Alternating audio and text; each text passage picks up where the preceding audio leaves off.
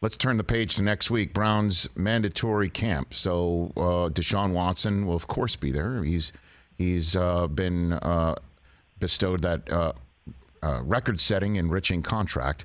But now there's 24 civil lawsuits against him. And the New York Times report could not have been any uglier in terms of what his past behavior has been. And so the question is what is the latest on the league maneuvering to potentially keep him off the field in time for next week? Is that a possibility? What are you hearing right now, Tom? From a process standpoint, Rich, the way that works is Lisa Friel and the investigative team do all their research, their interviews, the evidence gathering to the extent that they can, because, of course, the league doesn't have subpoena power. They're not the courts.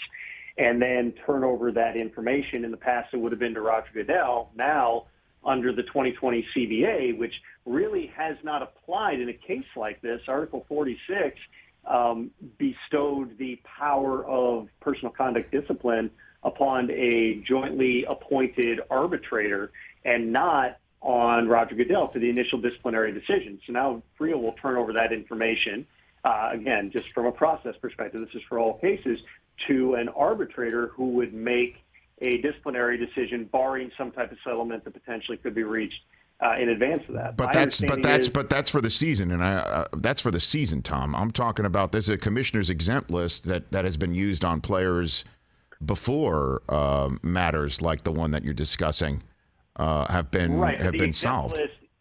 Right. The exempt list, there's two ways you can apply the exempt list. One is if you have a felony charge or a crime of violence that you are charged with.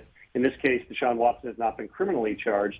The second version is if the evidence leads the commissioner to believe that such an act or such a violation of the personal conduct policy may have occurred.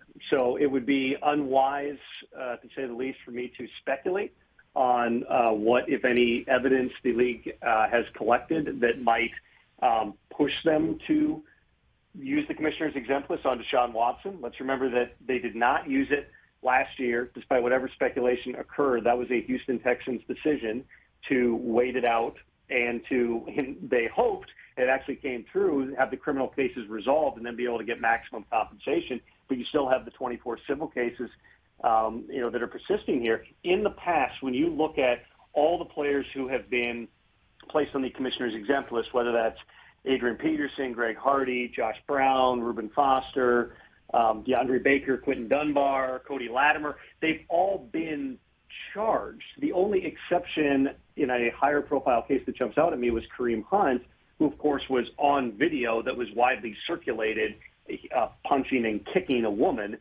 which made that a fairly, again, to go to the second criteria, that's a fairly obvious, a violation of personal conduct policy may have occurred.